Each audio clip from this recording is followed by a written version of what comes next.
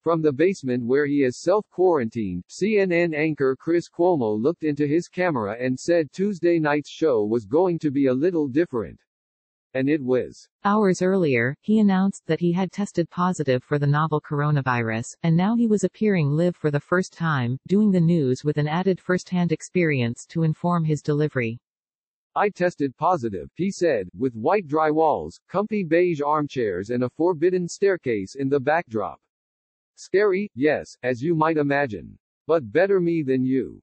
Throughout Tuesday's episode of Cuomo Prime Time, the host shared his fears about the uncertainty that lies ahead for both him and the country, melding his own experience into the larger story consuming Americans. He wondered whether the tightness in his chest was the virus, or the choking concern of my inability to do what matters most, to care for his family. He worried about infecting them and wondered how long it would be until he could embrace them again. But he was hesitant to talk at length about himself, feeling that his own story is so small compared to what so many of us are facing. Still, his first guest, a doctor and CNN's chief medical correspondent, Sanjay Gupta, appeared visibly concerned for his friend and colleague, wanting to know more about his symptoms. "You just mentioned tightness in your chest," said Gupta. "We don't have to do it right now, but I'm going to call you," Gupta said. "I'm going to ask you more about that." Sign up for our Coronavirus Updates newsletter to track the outbreak. All stories linked in the newsletter are free to access. Cuomo insisted he was doing okay so far. He said he wanted the news of his diagnosis to serve as an example. If he could get it, he said, you could too.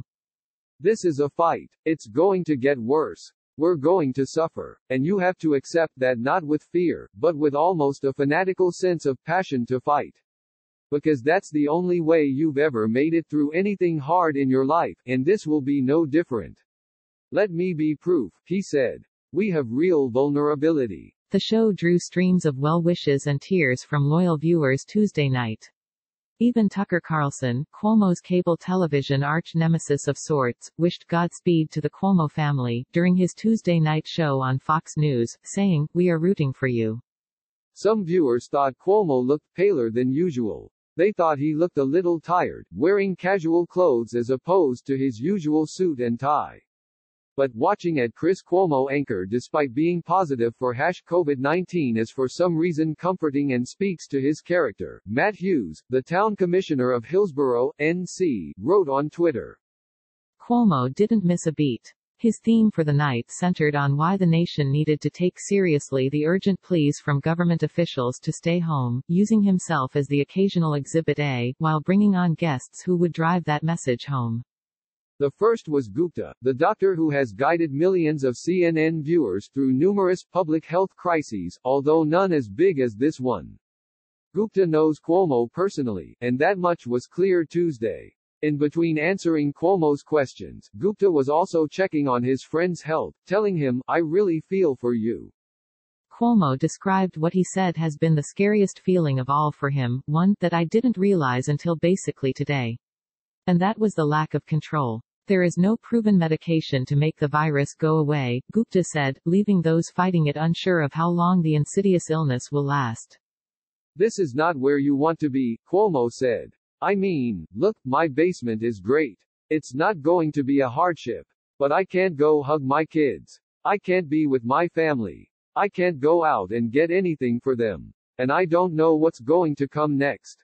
I want people to avoid that, and the bittersweet thing, Sanjay, is that they can. They can avoid it. By staying home, the doctor and host agreed. It may be our best, if not our only chance of avoiding long-term suffering, Cuomo said. Illinois Gov. J.B. Pritzker, D., was the next guest. He said the federal government has provided only about 10% of the medical equipment his state requested. I'm looking all over the world for ventilators. I'm purchasing every ventilator that I can find. We're going to run out of ventilators, and the federal government is not helping, Pritzker said. But perhaps the most moving segment was with a young registered nurse named Carly Rice, who works in the intensive care unit with coronavirus patients at a hard-hit hospital in Albany, Georgia. There are days when she arrives at the hospital to find that patients she had been caring for the day before are gone, Rice said. There are days when she makes the FaceTime calls for patients to their families who are afraid that each one might be goodbye, because they can't be there to hug their loved ones in person. No last embrace. A family said goodbye over FaceTime to both grandparents who died of coronavirus on the same day. With me being so young, I didn't ever think I would see this amount of deaths all at one time, Rice told Cuomo. I mean, you think about it, throughout your nursing career, you're going to see a bunch of them. But all at one time. I don't know how to explain the feelings that I have for it. Sorry. Sorry? Cuomo responded. Listen, you are the best of us. So many families are going to be given a gift by you that nobody else could. And it is so sad, and it is tragic, and it is wrong that that is put on you, but that is why we call you guys heroes. He said he was only sorry that she had to be in this position. I'm not, Rice said. I was led here. This is my journey, and this is what God wants me to do, so I will do it with my faith and my head held high and do what I need to do for y'all's family and my family and the community. Cuomo looked as if he was going to cry. In his closing argument minutes later, Cuomo also described the added oddity of watching his older brother, New York Gov. Andrew M. Cuomo, D., whom the CNN host called Captain Banana Hands, looking deeply concerned as he announced the diagnosis on live television. The host urged people to not worry so much about tracking the frightening death toll and exponentially growing number of infections and to instead worry about the choices they're making. But mostly, he tried to describe that eerie feeling familiar to all of us. I don't know if you agree with me, but more than anything else, this situation is just so weird. Right? Isn't that the word that just keeps coming up? He said. We're just like living a sci-fi thriller, and it turns out that fact is stranger than fiction, right?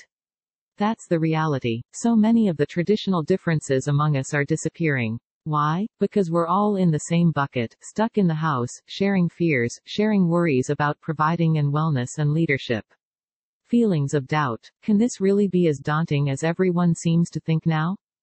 Well, on that question, he said, let me serve as confirmation of the reality. You can get this, he said, before soon handing off to anchor Don Lemon, and retreating somewhere into his basement.